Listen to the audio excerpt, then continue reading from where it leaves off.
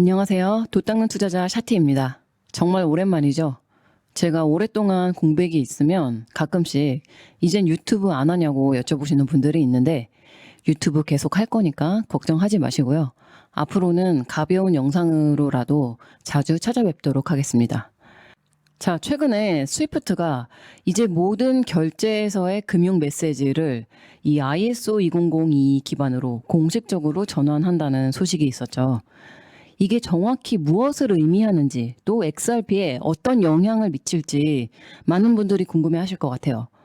그래서 제가 오늘 이런 내용들을 좀 이야기해 볼 거고, ISO 2002 표준을 준수하는 코인들이 몇 있죠. XRP, 카르다노, 글로벌 금융 표준 ISO 2002에 정식 편입했다라는 이런 뉴스가 있었는데, XRP나 카르다노뿐만 아니라 스텔라 로맨, 헤데라, 알고랜드, XDC, 퀀트, 아요타 이런 코인들이 다 이 ISO 2002 표준을 준수하고 있죠.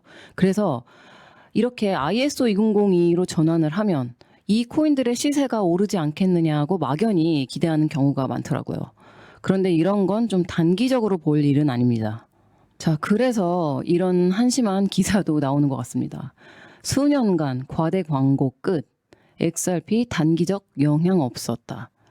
제목부터가 정말 이 기술과 시장에 대한 근본적인 이해가 전혀 없이 그냥 투자자들의 감정만 동요하게 하는 기사들. 그래서 우리가 공부를 제대로 하고 알아야 이런 기사를 걸을 수가 있는 겁니다. 이런 기사 내용이 나중에 얼마나 부끄러운 내용일지 오늘 제 영상을 쭉 보시면 이해가 되실 겁니다. 자, 이 기사. 리플 XRP가 스위프트 대전환기의 핵심 솔루션으로 부상한다. 뭐 이런 제목인데 안에 내용을 보시면 리플의 인터레저 프로토콜이 글로벌 결제 시스템의 근간인 국제표준화기구 ISO 2002로부터 공식 승인을 획득했다라는 뉴스가 있었는데 그래서 오늘은 이 ISO 2002뿐만 아니라 사실 이것보다 더 중요한 ILP에 대해서 설명을 집중적으로 드릴 겁니다. 제가 예전 영상에서 가치의 인터넷 시대를 위해 꼭 필요한 4가지 요소에 대해서 이야기한 적이 있었는데 혹시 기억하시나요? 오늘은 이 중에서 상호운용성에 대한 이야기를 해볼 겁니다. 앞으로 다가올 웹3와 가치의 인터넷 시대의 결제에서 가장 중요한 건 바로 이 상호운용성입니다. 이걸 보시면 지난 50년 이상 디지털 네트워크가 어떻게 진화해왔는지 알 수 있습니다. 1970년대에는 중앙 집중형인 메인프레임이 주요 컴퓨팅 방식이었죠. 그리고 80년대 들어서 개인 PC가 확산되고 컴퓨팅이 개인 단위로 분산되었습니다. 그리고 90년대가 돼서 이제 전 세계를 네트워크로 연결했고 흩어져 있던 정보들이 연결되었습니다. 이게 바로 정보의 인터넷 시대라 하죠. 지금 우리가 누리고 있는 시대. 그리고 2000년대부터 소셜미디어가 발달하면서 사용자 간 연결이 극대화되었죠. 그리고 2010년대부터 블록체인이 등장하면서 가치의 인터넷 시대가 도래하고 있습니다. 자, 이런 변화의 공통점은 바로 네트워크가 무엇을 연결하는가, 이 범위가 계속 확장되었다는 점이에요. 제가 이전 영상들에서 여러 번 언급드렸었는데 지금 이제 정보를 넘어서 다음 단계인 가치가 연결되는 가치의 인터넷 시대가 오고 있는 겁니다. 그런데 과거에 정보의 인터넷이 지금처럼 활성화되기 전엔 각각의 인트라넷이라는 게 존재했었는데 이 인트라넷은 특정 기업이나 기관 내부에서만 사용하는 독자적인 네트워크였어요. 그래서 자체적으로 고유한 규칙과 프로토콜을 사용하는 경우가 많았는데 이런 상태에서는 서로 다른 네트워크끼리는 직접 연결할 수가 없었거든요. 그래서 각 인트라넷이 따로따로 이렇게 섬처럼 존재했었습니다. 지금 우리가 사용하는 인터넷은 어떤가요? 전 세계의 모든 컴퓨터와 웹이 전부 하나의 글로벌 네트워크로 연결되어 있고 이메일이나 유튜브, 스트리밍 같은 수많은 인터넷 서비스를 사용하면서 우리가 자유롭게 정보를 교환할 수 있게 되었죠. 이렇게 정보를 자유롭게 주고받을 수 있는 이 정보의 인터넷을 가능하게 만든 핵심적인 요소가 바로 TCP/IP라는 겁니다. 자, 그럼 이 TCP/IP가 뭐냐? 전 세계 모든 네트워크가 어떤 기술을 사용하든 어떤 운영체제를 쓰든 어떤 장비를 사용하든 상관없이 동일한 규칙으로 정보를 주고받을 수 있도록 만든 공통 통신 프로토콜이다. 여기서 이 IP는 인터넷 프로토콜의 약자죠. 서로 다른 회사가 만든 하드웨어나 소프트웨어가 이 TCP/IP라는 공통 프로토콜을 통해 정보 데이터를 자유롭게 주고받을 수 있게 되고 통신이 가능하게 된 겁니다. 만약 TCP/IP라는 표준 프로토콜이 없었으면 지금도 아마 수많은 인트라넷이 제각각 따로 존재했을 거예요. 우리가 IP를 통해 이메일을 보내거나 영상을 실시간으로 스트리밍할 때 정보 데이터는 아주 작은 단위로 쪼개져서 패킷으로 이렇게 전송됩니다. 장비나 서버, OS, 소프트웨어 종류에 상관없이 모두 이 TCP/IP라는 표준에 따라 패킷을 만들고 전송하고 읽어내기 때문에 서로 네트워크가 달라도 문제없이 통신을 할 수 있는 거예요. 그런데 우리가 지금 결제나 송금을 할 때 가치를 주고받을 때에는 아직 이런 공통의 다리가 되는 표준 프로토콜을 적용하고 있지 않기 때문에 가치를 전 세계적으로 자유롭게 이동시킬 수가 없습니다. 금융기관이나 결제망 사이에 상호 운용성이 떨어지는 거죠. 그럼 결제의 상호 운용성 문제가 뭘까요? 이걸 좀 더 명확히 짚어보면 상호 운용성이란 결제 시스템들이 각기 다른 데이터 구조, 메시지 규칙, 정산 방식으로 운영되더라도 상대 시스템의 금융 데이터를 동일한 규칙으로 해석하고 교환하고 처리할 수 있도록 데이터 형식과 통신 프로토콜을 표준화하고 상호 연결하는 것을 말합니다. 오늘날의 결제 시스템은 전부 이렇게 파편화되어 있습니다. 서로 상호 운용성이 결여되어 있는 상태죠. 현재의 금융 결제망과 블록체인 그리고 은행 시스템들은 각각 동일한 원장끼리만 가치 전송이 가능하고 서로 다른 원장 사이에서는 직접적으로 가치 이동을 할 수가 없습니다.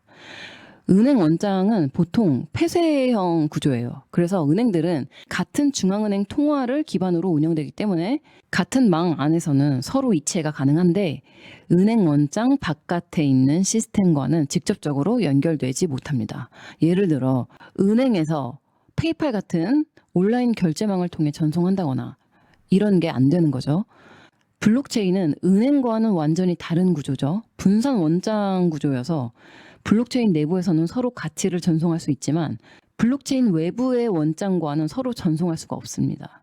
그리고 블록체인 내에서도 원장이 다르면 직접적으로 전송하는 건 안 되고 중간에 거래소를 거치거나 체인을 브릿지할 수 있는 무언가가 필요합니다. 다시 말하면 이런 각 시스템의 원장들은 서로 다른 언어, 다른 규칙, 다른 구조로 운영되기 때문에 단일한 네트워크처럼 서로 연결될 수가 없고 상호 운용성이 떨어지는 거예요. 자, 그러면 이렇게 서로 다른 결제 네트워크 간의 상호 운용성 문제를 어떻게 해결해야 할까요? 결제의 상호 운용성을 위해 가장 중요한 두 가지가 있습니다. 첫 번째로 표준 금융 메시징이 있어야 되고 두 번째로 표준 가치 전송 프로토콜이 있어야 됩니다. 지금 이 표준 메시징은 ISO 2002예요. 전 세계 금융기관이 결제, 송금, 증권, FX, 카드 거래 등 모든 금융 메시지를 공통된 데이터 모델과 MS 형식으로 만든 국제 금융 메시징 표준입니다. 기존에 스위프트에서 MT 형식 메시징 표준을 사용했었어요. 그런데 이제부터 MT 형식은 사용하지 않고 MS 형식으로 단일 표준만 사용하겠다 이거예요. 그래서 결제 메시지를 전송할 때 이 표준에 따르지 않으면 다른 금융기관들이나 결제 서비스 업체들과 자금을 서로 주고받을 수가 없게 되는 거예요. 서로 다른 언어를 쓰는 인종끼리 만나면 말이 안 통하는 것처럼 이제는 무조건 ISO 2002라는 공용어를 사용해라 라는 거죠. 그리고 사실 이 ISO 2002보다 더 중요한 게 바로 요 가치 전송 프로토콜인 ILP입니다. 이 ILP는 인터레저 프로토콜이라고 하는데 이게 뭐냐 하면 서로 다른 원장 간에 실시간 조건부 원자적 가치 이전을 가능하게 하는 결제 정산 인터페이스 프로토콜이다. 자, 이게 무슨 뜻인지는 뒤에서 더 상세히 설명드릴 거예요. 자, 여기서 레저는 원장을 말하는데 그래서 이 레저 간에 통용되는 프로토콜이다라는 거죠. 이 ILP가 리플사가 개발한 오픈소스 프로토콜입니다. 자, 이걸 좀 더 자세히 설명드리면 많은 분들이 상호 운용성 하면 ISO 2002만 중요하다라고 알고 있는 경우가 많은 것 같아요. 그런데 ISO 2002는 결제 메시지를 어떤 형식으로 작성할 것인가에 대한 표준이에요. 쉽게 말하면 금융기관 간에 결제 메시지를 주고받을 때 어떤 언어를 쓸 거냐. 그래서 이 ISO 2002는 금융결제에서 이 메시징 레이어에 적용되는 겁니다. 그런데 결제망에 이 메시징 레이어만 있는 게 아닙니다. 메시지는 그냥 트랜잭션이 발생했을 때 그 트랜잭션에 대한 정보를 담은 것뿐이잖아요. 누구에게 내가 얼마를 보내겠다는 그 정보가 담긴 데이터가 이 메시지로 전달되는 거지 실제로 가치가 이전되는 게 아닙니다. 그래서 이 가치를 전송하는 레이어들 간에도 상호 운용이 되어야 하는 거예요. 금융 메시징 형식만 통일한다고 상호 운용성이 확보되는 게 아니라는 거죠. 자, 그래서 결제망에는 정산 라우팅 레이어는 따로 존재합니다. ISO 2002가 언어를 통일하는 거라면 ILP는 아까 인트라넷을 연결한 인터넷 프로토콜처럼 바다 위에 서로 떨어져 있는 섬들을 이어주는 다리가 되는, 서로 파편화되어 있는 원장을 이어주는 공통의 프로토콜이 되는 겁니다. 서로 떨어져 있는 장소에 도로망을 까는 거에 비유하기도 해요. 아까 설명드렸듯이 금융기관마다 그리고 여러 결제망과 플랫폼, 앱들 전부 다 다른 네트워크와 다른 시스템을 기반으로 운영되기 때문에 이들이 서로 자유롭게 가치 전송을 하기 위해서는 표준 프로토콜이 필요하고 그게 바로 이 ILP입니다.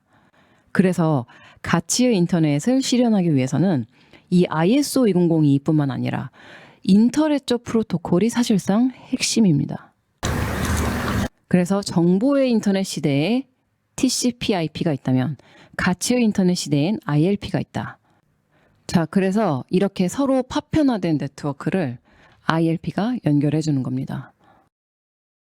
이 자료는 정보의 인터넷과 가치의 인터넷이 동일한 구조로 구성된다는 점을 이 5개의 레이어로 매핑해서 보여주는 도식인데 이 각 계층을 간단하게 살펴보면 레이어 1은 원장과 물리적 기반 레이어, 그리고 레이어 2는 어떤 네트워크를 사용하는가.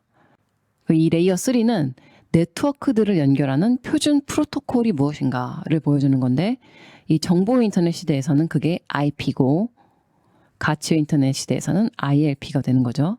그리고 레이어 4는 정보나 가치 데이터 패킷을 어떤 방식으로 전송할 것인가를 정의하는 계층입니다.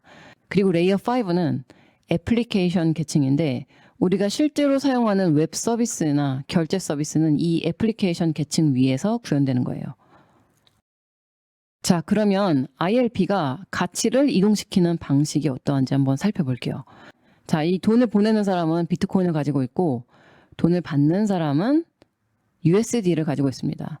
자, 이 비트코인과 달러는 서로 다른 원장에서 움직이기 때문에 기본적으로는 직접적으로 가치 전송이 불가능하죠.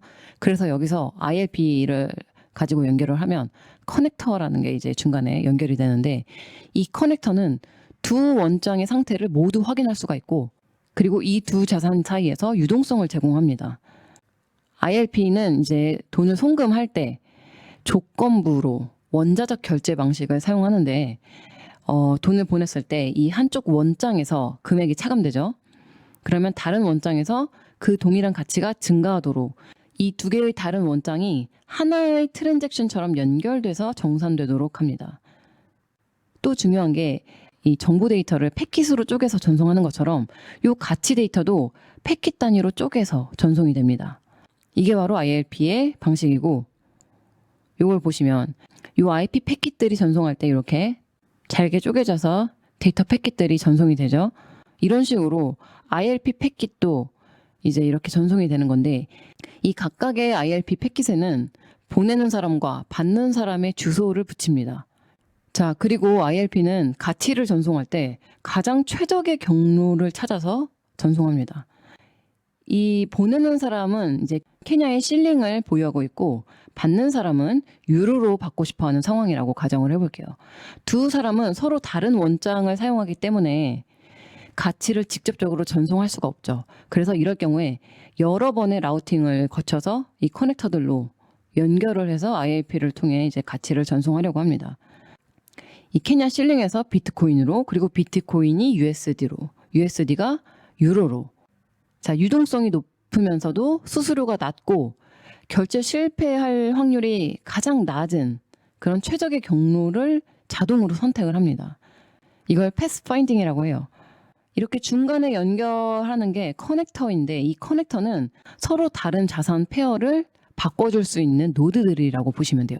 이 노드가 누구냐면 주로 중앙화된 거래소나 또 OTC 데스크, 그리고 마켓메이커, 은행, 핀테크 업체들, 이런 곳들이 다 이런 커넥터 역할을 합니다. 그리고 특정 자산 페어만 취급하는 또 전문 커넥터가 존재합니다. 각각의 커넥터들은 내가 어떤 자산을 지원하고 있는지, 또 지금 환율이 어떠한지, 수수료는 얼마인지, 유동성이 얼마나 되는지, 이런 정보들을 이 커넥터들끼리 서로 주고받습니다. 그래서 ILP는 이 정보들을 기반으로 가장 빠르고 안전한 경로를 선택해서 가치를 패키처럼 쪼개서 목적지까지 이동시키는 겁니다. 그래서 실시간으로 세틀먼트가 되는 거죠. 자, 그리고 이 중간중간 가치를 전송할 때 브릿지 자산을 사용해도 되고 사용을 하지 않아도 되는데, 두 통화상 사이의 유동성이 충분하면 바로 교환하면 되는 거고, 유동성이 부족하면 중간에 브릿지 자산을 한번 거치는 방식으로 경로가 잡힙니다. 리플사가 금융기관들에게 ILP를 구축해 줄 때는 디폴트 값으로 XRP를 브릿지 자산으로 설정해 둡니다. 리플이 ILP와 XRP를 브릿지 활용하는 걸 초기부터 함께 엮어서 설계를 하는 경우가 많거든요. 그런데 ILP에서 꼭 반드시 XRP만 브릿지 자산으로 사용할 수 있는 건 아니에요. 다른 자산도 브릿지로 사용할 수 있는데, 애초에 XRP가 브릿지 자산을 목표로 설계되었고 개발된 자산이고, 리플이 이걸 위해 사업을 하고 있는 거니까 브릿지로 사용되기엔 기능적으로 많이 유리한 거죠. 자, 그리고 이 ILP는 W3C라고 월드와이드 웹 컨소시엄, 이 안에 커뮤니티 그룹이 형성되어 있는데, 이 월드와이드 웹은 웹 표준을 만드는 글로벌 기관이고, 이 안에서 ILP의 커뮤니티 그룹이 공식적으로 운영되고 있다는 건 가치의 인터넷을 웹 표준 시스템 안에서 만들겠다라는 의미라고 볼 수 있어요. 지금 여기에 현재 은행이나 중앙은행, 결제업체, 테크 기업들, 컨설팅 기업, 블록체인 기업, 이렇게 여러 개인과 금융기관 소속 멤버들이 400명 이상 컨트리뷰터로 참여하고 있습니다. 실제로 중앙은행과 금융기관들이 이 ILP를 기반으로 어떻게 결제 테스트를 진행하고 있는지, 그리고 CBDC나 국경 간 송금 프로젝트에서 ILP가 어떤 위치로 채택되고 있는지, 이런 거에 대한 보다 심층적인 분석은 도 닦는 투자 초인반 멤버십에서 비하인드 컨텐츠로 제공될 겁니다. 초인반에 함께 하실 분들은 영상 설명란이나 고정 댓글에 링크를 통해 신청해 주시면 됩니다. 자, 오늘 그래서 이렇게 금융결제 시스템의 상호 운용성에 대해서 알아봤고, 그 중에서도 이 ISO 2002와 ILP가 무엇인지 집중적으로 다뤄봤습니다. 오늘 영상이 여러분들께 도움이 되셨길 바라며, 긴 영상 끝까지 시청해 주셔서 감사드립니다. 다음 영상에서 뵙겠습니다.